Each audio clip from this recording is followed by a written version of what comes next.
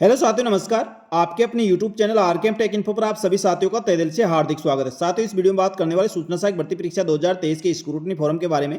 साथियों, online scrutiny form कैसे भरे और फॉर्म भरते समय किन किन बातों का आपको ध्यान रखना है, कौन सी गलतियां हैं जो नहीं करनी है दोस्तों, उस गलतियों की वजह से आपका फॉर्म रिजेक्ट हो सकता है। तो इस चीज़ों का आप ध्यान रखें और स्क्रूटनी फॉर्म में आपको किस किस प्रकार के दस्तावेजों की आवश्यकता होगी वह समस्त जानकारी दोस्तों इस वीडियो में दी जाएगी। तो आप सबने दोस्तों बार बार कमेंट करके पूछ रहे थे कि सर एक स्क्रूटनी फॉर्म के बारे में वीडियो बना दीजिए, तो मैं आपके लिए ये वीडियो लेकर आया हूँ। तो दोस्तों आप अंत तक बने रहे।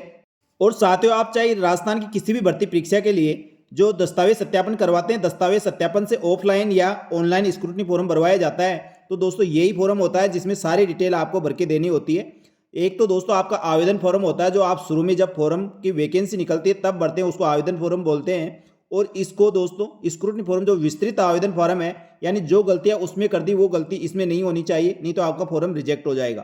तो स्क्रूटनी फॉर्म जब भी भरे तो दोस्तों बहुत ही सावधानी से भरे, इसमें किसी भी प्रकार की आप गलती ना करें, क्योंकि इसके आधार पर दोस्तों आपके समस्त दस्तावेजों की जांच होती है और उसके बाद दोस्तों आपका फाइनल सिलेक्शन होने की ओर कदम बढ़ता है। तो साथियों, राजस्थान कर्मचारी चयन बोर्ड द्वारा स्क्रूटनी फॉर्म जो भरवाया जाता है उसमें क्या क्या डिटेल मांगी जाती है, उसके बारे में दोस्तों इस विस्तृत रूप से चर्चा करेंगे और एक एक पॉइंट की बात करेंगे, कौन सी चीज मांगी जा रही है और क्या भरना है उसमें। साथियों, राजस्थान कर्मचारी चयन बोर्ड द्वारा जो स्क्रूटनी फॉर्म भरवाया जाता है दोस्तों, इसको विस्तृत आवेदन पत्र बोलते हैं, यानी सह प्रतीक्षा प्रपत्र। साथियों, इसमें सारी डिटेल एक साथ भरवाई जाती है, इसलिए इसको विस्तृत आवेदन फॉर्म बोलते हैं। तो दोस्तों इसको भरने से पहले आप इसके आवश्यक दिशा निर्देश हैं, इनको ध्यानपूर्वक पढ़ लें। दोस्तों आपको सारा विवरण इसमें दिया गया है।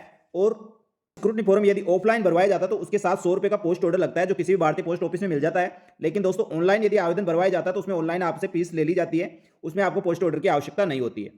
साथियों, आवेदन पत्र भरने से पहले आपको सारी डिटेल और जो जिस भर्ती परीक्षा के लिए आप आवेदन भर रहे हैं, तो जैसे आप दोस्तों सूचना सहायक के लिए, तो सूचना सहायक के जो नोटिफिकेशन निकला था उसका विस्तृत रूप से अध्ययन कर ले, उसमें क्या क्या चीजें मांगी गई थी वो सब चीजें आप पढ़े, उसके बाद दोस्तों ये फॉर्म भरे। तो जो भी अभ्यर्थी दोस्तों इसके स्क्रूटनी फॉर्म भरने वाले हैं, वह समस्त अभ्यर्थी सबसे पहले आपकी जो सहायक भर्ती परीक्षा का नोटिफिकेशन जो दोस्तों 2023 जनवरी में निकला था उसको विस्तृत रूप से आप अवलोकन कर ले और देख ले, उसके बाद दोस्तों आगे की सारी चीजें प्रविष्ट करें। इसके बाद दोस्तों इसमें प्रमाण पत्रों की बात आती है, तो प्रमाण पत्रों में आपके पास समस्त आवश्यक और चाहे गए दस्तावेज आपको दोस्तों 100 प्रमाणित प्रतियों में साथ शैक्षणिक योग्यता, आयु, आचरण संबंधी, जाति, निष्ठता, वैवाहिक स्थिति, भूतपूर्व सैनिक, उत्कृष्ट खिलाड़ी से संबंधित प्रमाण पत्र आपको प्रस्तुत करने होंगे। इसके ओरिजिनल दोस्तों आपके स्कैन किए हुए प्रमाण पत्र होने चाहिए, उसकी फोटोकॉपी नहीं चलेगी। फोटोकॉपी दोस्तों आप जो ऑफलाइन दस्तावेज सत्यापन करवाते हैं, यानी ऑफलाइन स्क्रूटनी फॉर्म आप प्रस्तुत करते हैं, वहां पे उसकी फोटोकॉपी चलेगी। साथ ही ऑनलाइन स्क्रूटनी फॉर्म में आपके ओरिजिनल दस्तावेजों को स्कैन करके रंगीन स्कैन कॉपी को आपको अपलोड करना होगा। इसमें दोस्तों आपकी योग्यता संबंधी प्रमाण पत्र, जिसमें अपनी शैक्षणिक योग्यता और तकनीकी योग्यता की अंक तालिकाओं के साथ साथ आपने दोस्तों ओरिजिनल प्रतियां आपके पास होनी चाहिए। इसके बाद दोस्तों आयु से संबंधित प्रमाण पत्र, आयु से संबंधित प्रमाण पत्र को दोस्तों आयु साबित करने के लिए आप आयु संबंधी प्रमाण पत्र के लिए आप 10वीं की मार्कशीट प्रस्तुत कर सकते हैं। और दोस्तों करना होगा, क्योंकि 10वीं की मार्कशीट में आपकी अंक तालिका के साथ ही उसमें आपकी जन्म तारीख अंकित होती है। बाकी दोस्तों अन्य प्रमाण पत्रों में सीनियर सेकेंडरी, 12th की और ग्रेजुएशन की मार्कशीट में दोस्तों जन्म तारीख अंकित नहीं होती है, इसलिए आपको 10वीं की मार्कशीट और प्रमाण पत्र उसका प्रस्तुत करना आवश्यक है। इसके बाद दोस्तों आयु से संबंधित आपने सारे नियम देख लेने हैं। उसके बाद बात करते हैं साथियों चरित्र प्रमाण पत्र के संबंध में। जो आचरण से संबंधित प्रमाण पत्र, ये अभ्यर्थी आवश्यकता अनुसार अंतिम शैक्षणिक योग्यता के प्राचार्य द्वारा प्रदत्त प्रमाण पत्र आपको प्रस्तुत करना होगा। इसमें यदि दोस्तों राज्य कर्मचारी तो उसको इसकी आवश्यकता नहीं है, लेकिन दोस्तों आप बनवा ले, इसमें कोई बड़ी वाली बात नहीं है। आप जहां से भी आपने अंतिम शैक्षणिक योग्यता प्राप्त की है वहां के दोस्तों संस्था प्रदान से आप चरित्र प्रमाण पत्र आवश्यक रूप से बनवा ले। और 2 प्रमाण पत्र ऐसे बनवाए जो गजिटेड ऑफिसर हो, उनसे सत्यापित दोस्तों 2 प्रमाण पत्र और आपको चरित्र प्रमाण पत्र बनवाने होंगे। इसके बाद दोस्तों विशेष योग्यजन प्रमाण पत्र में, जिसमें अलग अलग कैटेगरी में डिसेबल्ड अभ्यर्थियों के 40% या इससे अधिक विशेष योग्यजन का प्रमाण पत्र आपके पास होना चाहिए। यदि इस कैटेगरी से आपने फॉर्म लगाया है तो दोस्तों इन अलग अलग कैटेगरी के अलग अलग कोड दिए गए हैं। ये कोड दोस्तों आपको जो स्क्रूटनी फॉर्म भरेंगे उसमें भी आगे चाहिए होते हैं, तो इनको आप ध्यान से देख लें। अनुभव प्रमाण पत्र दोस्तों सूचना सहायक में किसी प्रकार का अनुभव नहीं मांगा, तो इसकी आपको जरूरत नहीं है। विवाह संबंधी प्रमाण पत्र, जिन अभ्यर्थियों को विवाहित है तो दोस्तों उसको विवाह प्रमाण पत्र प्रस्तुत करना होगा। और सेवारत अभ्यर्थी, यानी दोस्तों जो राज्य सेवा में पहले से आप सरकारी नौकरी कर रहे हैं, तो आपको वहां के विभाग अध्यक्ष से एनओसी प्रमाण पत्र लाना होगा। इसके बाद दोस्तों राष्ट्रीयता से संबंधित है वो सारा आप देख ले, आप भारत के नागरिक होने चाहिए। इसके बाद दोस्तों बात करते हैं स्क्रूटनी फॉर्म के। स्क्रूटनी फॉर्म का प्रारूप इस प्रकार होता है। इस प्रारूप को आपको दोस्तों एक एक चीज को सही और साफ सुथरा आपको भरना होगा। ये ऑफलाइन है, आपको दोस्तों ऐसा कैसा ही ऑनलाइन मिलने वाला है, तो आप ऑनलाइन भरने से पहले इस ऑफलाइन स्क्रूटनी फॉर्म को विस्तृत रूप से ध्यानपूर्वक भर ले, जिससे दोस्तों ऑनलाइन करने में किसी प्रकार की कोई दिक्कत ना हो। तो साथियों सबसे पहले इसमें कार्यालय प्रविष्टि के लिए आती है आवेदन प्राप्ति की तिथि और आवेदन प्राप्ति दिनांक। दोस्तों ये ऑनलाइन दोस्तों ये ऑटोमेटिक फिल हो जाती है। ऑफलाइन में वहाँ के जो कार्यालय अध्यक्ष है जिसको आप प्रस्तुत करोगे वो भर लेगा। इसके बाद दोस्तों यदि आप ऑफलाइन स्क्रूटनी फॉर्म जमा करा रहे हैं तो उसमें 100 रुपये का पोस्ट ऑर्डर लगेगा। ऑनलाइन दोस्तों ऑनलाइन फीस जमा हो जाएगी। इसके बाद दोस्तों आपको यहाँ पर आपकी नवीनतम रंगीन फोटो लगानी होगी जो आपके आवेदन फॉर्म भरने से बाद की हो तो ज़्यादा अच्छा है, यानी 2 से 3 माह पुरानी जो रंगीन पासपोर्ट साइज की फोटो हो वो आप यहाँ पे लगाएं। इसके बाद दोस्तों विस्तृत आवेदन पत्र यानी स्क्रूटनी फॉर्म भरने से पहले दोस्तों आपके पास जो पहले फॉर्म भरा था उसकी प्रतिलिपि आपके पास, यानी आवेदन फॉर्म जो एप्लीकेशन लगाई थी उसका आवेदन फॉर्म की प्रतिलिपि आपके पास होनी चाहिए। आपका एडमिट कार्ड आपके पास होना चाहिए जिससे दोस्तों ये सारी डिटेल आप अच्छी तरह से फिल कर पाओगे। सबसे पहले आपको दोस्तों रोल नंबर डालना होगा। उसके बाद आपने जो आवेदन किया था उसका आवेदन पत्र क्रमांक आपको यहाँ डालना होगा।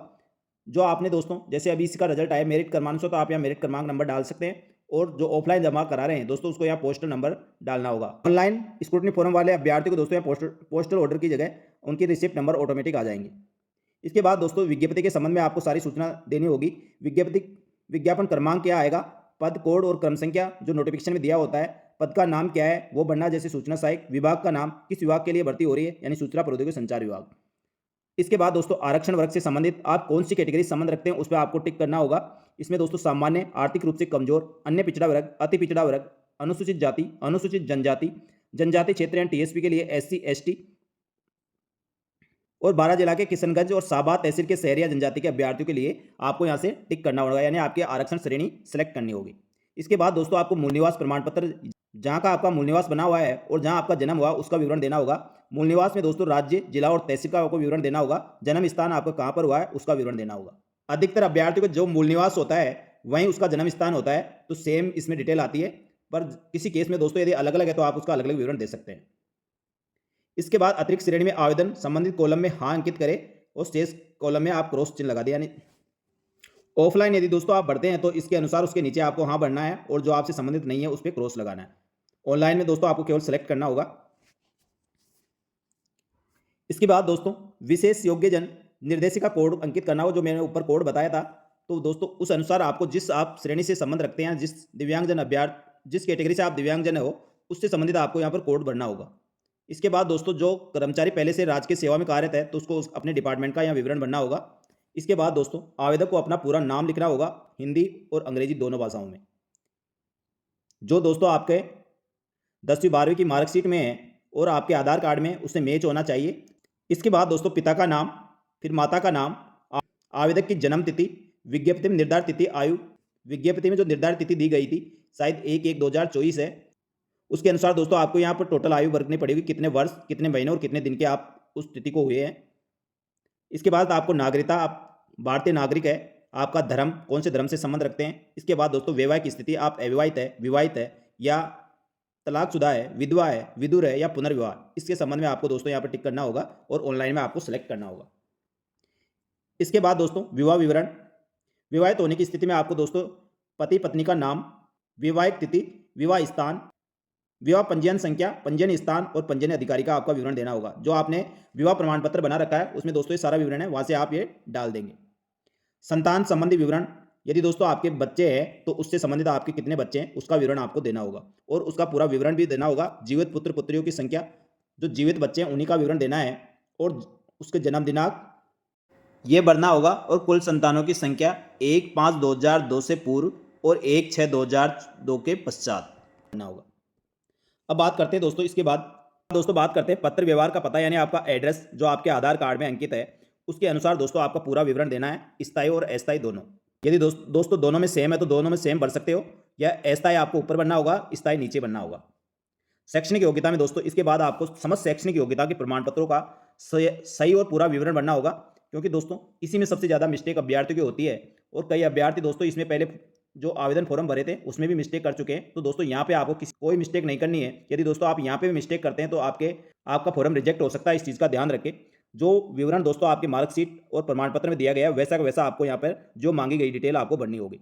यदि दोस्तों आपके आवेदन फॉर्म में किसी प्रकार की छोटी मोटी कमी रह गई है, छोटी मोटी यानी बिल्कुल माइनर, तो आप उसको इग्नोर करते हुए यहाँ सही डिटेल भर दें। लेकिन दोस्तों इससे ज़्यादा कुछ हुआ है तो आप शपथ पत्र के साथ ये आवेदन फॉर्म भरे, यानी आप शपथ पत्र लगा सकते हैं, भाई उस आवेदन में आपकी ये मिस्टेक हो गई थी और मैं यहाँ पे ये भर रहा हूँ।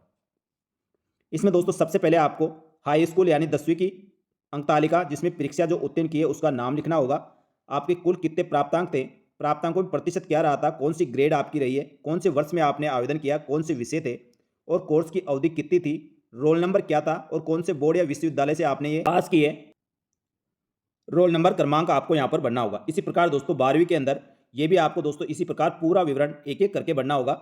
इसमें किसी प्रकार की कोई दिक्कत नहीं होनी चाहिए, बिल्कुल आपको देख के सामने मार्कशीट रख के और फिर उसके अनुसार भरना है। इसमें किसी प्रकार की आपकी गलती स्वीकार नहीं की जाएगी। इसके बाद दोस्तों आपने स्नातक किया है, तो स्नातक में दोस्तों आपने कौन से विषय से स्नातक किया है उसका सारा विवरण देना है। परीक्षा जो उत्तीर्ण की है, जैसे मान लो किसी ने नॉर्मल ग्रेजुएशन किया है, किसी ने बीटेक किया है, किसी ने बीसीए किया है, वो लिखना है।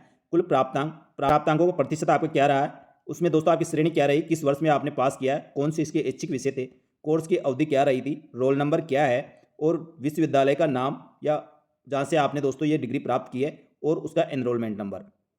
फर्स्ट में दोस्तों यहाँ तो आपको रोल नंबर लिखना है और यहाँ जो लास्ट कॉलम इसमें एनरोलमेंट नंबर लिखना है। स्नातक के बाद दोस्तों यदि आपने कोई डिप्लोमा या डिग्री की है तो दोस्तों इस स्नातक के बाद दोस्तों जैसे किसी अभ्यर्थी ने पीजीडी से किया है, ओ लेवल किया है, तो उसका विवरण आपको नीचे यहाँ देना है। पर इससे पहले यदि दोस्तों किसी ने अधिस्नातक यानी दोस्तों मास्टर डिग्री कर रखी है तो उसका विवरण भी आपको एक एक डिटेल यहाँ भरकर उसका विवरण देना होगा। उसके बाद डिप्लोमा या सर्टिफिकेट कर रखा तो उसका विवरण यहाँ देना होगा। इसके अलावा दोस्तों कोई अन्य उपाधि आपने प्राप्त कर रखी है तो उसका विवरण यहाँ देना होगा। यहाँ इंटर्नशिप यानी यदि आपने कहीं इंटर्नशिप की है तो उसका विवरण दे सकते हो, लेकिन दोस्तों इसकी आवश्यकता नहीं है। 14 नंबर भी दोस्तों आपके सूचना सहायक में ये अनिवार्य नहीं है, ये केवल medical, paramedical counselling, Rajasthan nursing counselling के लिए है, तो ये आपके लिए लागू नहीं होगा। इसके बाद दोस्तों पद हेतु आवश्यक अनुभव, तो आपने सूचना सहायक भर्ती परीक्षा में किसी प्रकार का कोई अनुभव नहीं मांगा है तो दोस्तों ये भी आपके लिए लागू नहीं होगा। ये दोस्तों अनुभव रखने वाले उस कैटेगरी के लिए है, तो इसमें अपने को कुछ नहीं बनना है। इसके बाद दोस्तों आपके लग रहा है यदि आप आवेदन के अनुसार अधिकतम आयु सीमा में छूट चाहते हैं तो प्रमाण पत्र के संबंध प्रावधान का उल्लेख कर जिसके अंतर्गत आप आयु सीमा में छूट प्राप्त करने के अधिकारी है। तो दोस्तों ये अधिकतम आयु सीमा में छूट चाहने वाले अभ्यर्थियों के लिए है, तो ये भी लगभग अपने किसी भी अभ्यर्थी काम नहीं आने वाला है। उसके बाद दोस्तों विशेष योग्यता में अनुभव, पुरस्कार, पदक, विजय चिन्ह आदि प्राप्त किया तो उसका विवरण देना होगा। तो इसके भी दोस्तों अपने कोई आवश्यकता नहीं है, तो जो चीज़ें जरूरी नहीं है उनको ना भरे, क्योंकि इसका अपना कोई सर्विस में फायदा तो होता नहीं, तो इन चीज़ों को आपको देखने की कोई आवश्यकता नहीं है। इसके बाद दोस्तों ये इंपॉर्टेंट चीज़ है, यदि आपको किसी भी आयोग, बोर्ड द्वारा दंडित, पदच्युत, ब्लैक लिस्ट विवर्जित किया गया है तो उस परीक्षा का नाम, वर्ष और उसके कारण का उल्लेख कर सकते हैं। यदि दोस्तों आपने किसी भर्ती परीक्षा दिया और उसमें आपको डेफर किया या और कोई भी आपको उसके लिए दंड दिया गया तो दोस्तों उसके लिए आप इसका पूरा विवरण दे सकते हैं। इसमें किसी प्रकार की कोई हर्ज नहीं है, कोई दिक्कत नहीं है। उसके बाद दोस्तों आवेदक को एक घोषणा करनी होगी। इसमें देर का मैं अतः द्वारा शपथ पूर्वक घोषणा करती हूँ कि इस आवेदन पत्र की सभी प्रविष्टियां व संलग्न आवेदन मेरी व्यक्तिगत जानकारी और विश्वास के अनुसार सत्य एवं संपूर्ण है। मैंने कोई भी तथ्य छिपाया नहीं है। यदि इस आवेदन पत्र में दी गई कोई भी सूचना झूठी या गलत पाई जाती है तो बोर्ड मेरे विरुद्ध नियमानुसार कार्रवाई कर सकता है। मैंने बोर्ड के उपबंधों, नियमों का ध्यानपूर्वक अध्ययन कर लिया है और मैं उनकी पालना करने वचनबद्ध हूँ। मैंने अपने कार्यालय विभाग अध्यक्ष को लिखित रूप में सूचित कर दिया है मैंने इस पद और परीक्षा के लिए आवेदन कर रहा हूँ, यानी दोस्तों जो राज्य कर्मचारी उनके लिए। मैं ये भी घोषणा करती हूँ कि मैंने दिनांक 1/6/2002 को उसके पश्चात 2 या 2 से अधिक संतान नहीं है।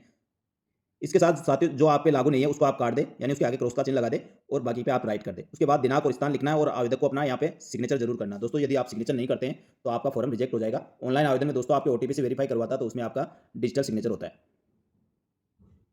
साथ ही स्क्रूटनी फॉर्म में जो आपने पूरा विवरण जो ऊपर दिया है उन सभी प्रमाण पत्रों के आपको रंगीन स्कैन कॉपी इसके साथ अटैच करनी है। तो उसमें दोस्तों सबसे पहले आपके पास वही 10वीं की अंक तालिका और उसका प्रमाण पत्र है, तो कब वो जारी हुआ है और उसकी दिनांक क्या है, प्रमाण पत्र जारी क्रमांक और दिनांक और संलग्न संख्या, यानी दोस्तों उसके साथ आप कितने, जैसे 10वीं के अंदर तो दोस्तों एक ही होती है अंक तालिका और प्रमाण पत्र, तो यहाँ उसका क्रमांक और दिनांक लिख दोगे और यहाँ पर नंबर 1 लिख दोगे। इसी प्रकार दोस्तों 12th के अंदर यानी 12वीं पास है तो वहाँ पे भी आपको सेम ऐसे लिखना होगा, यानी उस 12वीं पास आपने कब की थी, उसका क्रमांक क्या है और दिनांक क्या है और संख्या 1 लिखनी है। इसी के बाद दोस्तों जब स्नातक करते हैं तो स्नातक के अंतर्गत दोस्तों आपके पास 1 से अधिक वर्ष की अंकतालिकाएं होती है, तो वो सारी अंकतालिकाओं को आपको क्रम से जमाना है। First year, second year, third year जो भी सेमेस्टर होते हैं वहां तक की, और यदि कोई बैक रह गया तो उसको बैक कब क्लियर हुआ है उसके अनुसार दोस्तों क्रम से आपको जमाना है। उनके कितने सेट अंकतालिकाएं आपकी है उसका नंबर लिखना है।